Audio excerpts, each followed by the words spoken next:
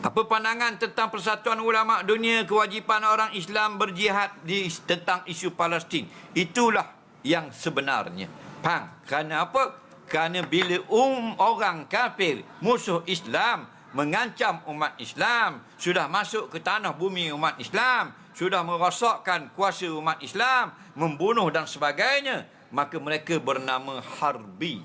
Harbi ini maksudnya orang kafir yang wajib sekalian umat Islam berjihad, berperang untuk memerangi mereka, menghalang mereka sampai kepada membunuh mereka. Itu maksud harbi. Siapa yang wajib perang? Orang yang bersatu negeri yang di sebelah Palestin.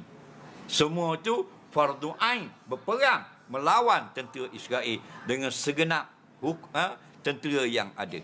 Yang jauh-jauh itu fardu kifayah, tetap fardu. Okey?